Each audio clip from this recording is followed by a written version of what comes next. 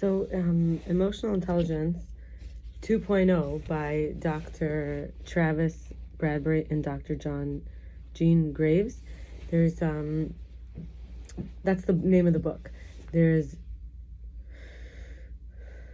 self-awareness, self-management, social skills, and relationship management. Those are 4 skills. Emotional intelligence is that we strengthen skills and spend our life on solutions. I want to share also from Arturioni, Arturioni, on Instagram, something called the Michelangelo phenomenon. In 1999, psychologists at Carnegie Mellon tracked 180 couples for 6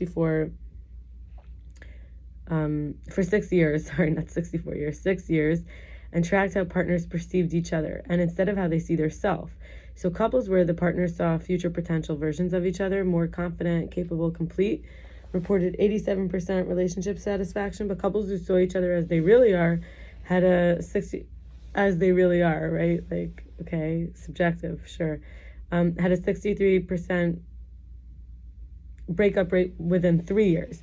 Your partner isn't finding themselves, they're becoming also who you see them as. And this is basically telling us that our perception affects people around us. It sounds like quantum studies nowadays where like we say like, oh, your observation actually affects the environment. And it's a very Jewish concept that our conscious awareness actually impacts the world around us and affects change.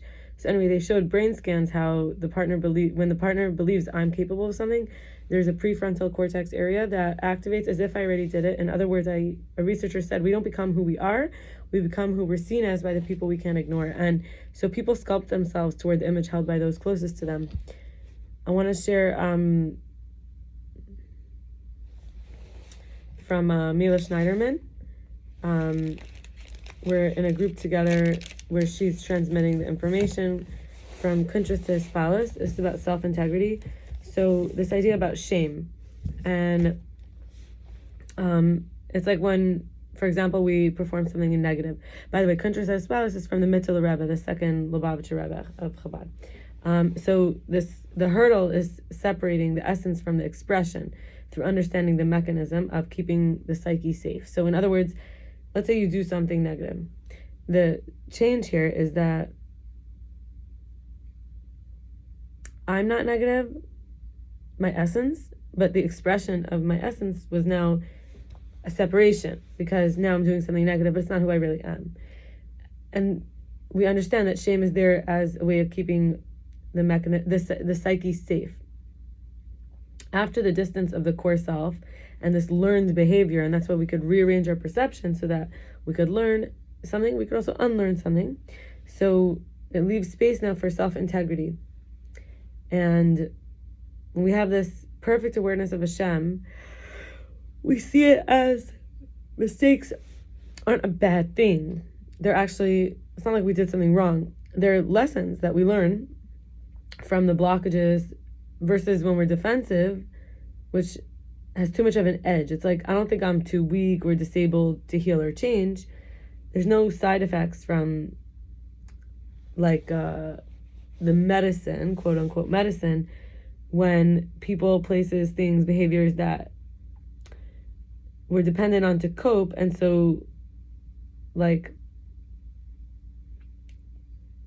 I guess what I'm trying to say is that when we don't feel disabled to change, to heal, or to change, or that we're so weak, we don't need things to depend on to take the edge off.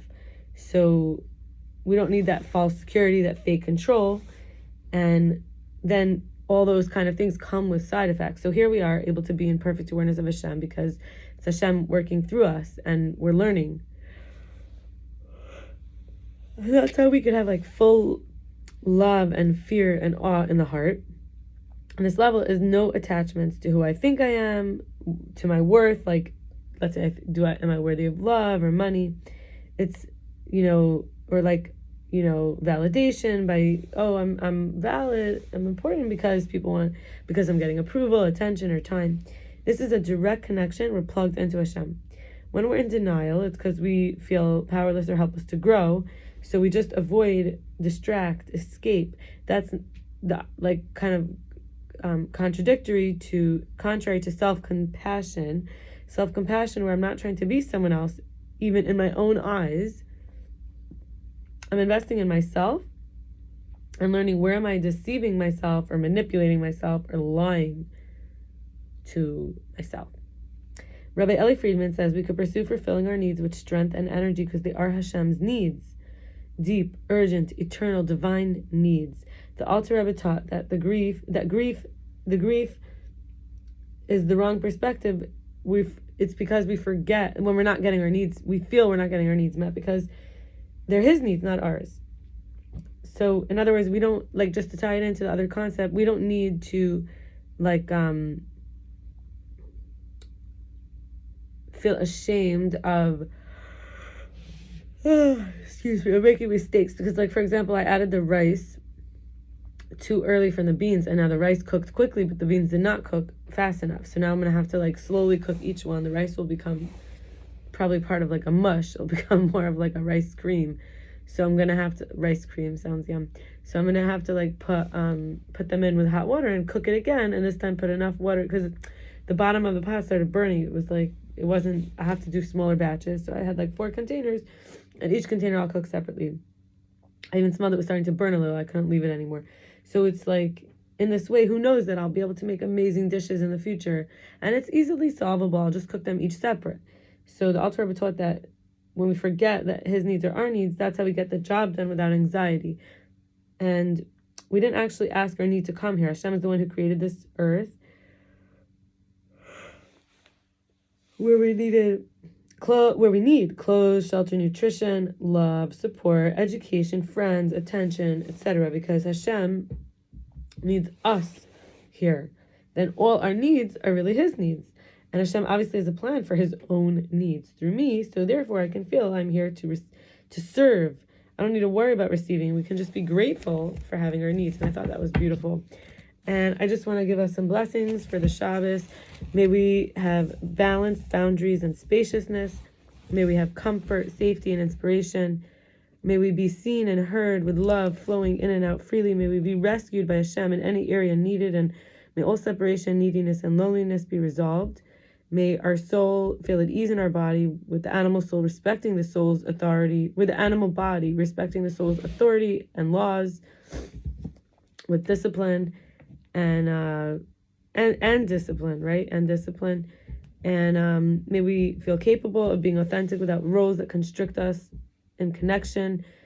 You know, no ego slavery, no false self. And may we have freedom from neglect and avoidance. You know, sometimes we think freedom is being neglectful or avoidant. May we have freedom from that. May we eat from the tree of life bravely, openly, and may it clean and clear and delight us.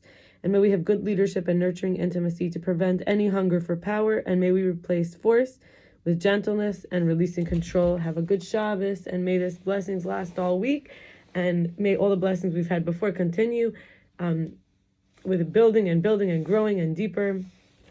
And may these blessings last with us. And next week, God willing, if, with God's help, we'll have new blessings. Amen. Kenny Ritzon. All the best. Bye-bye.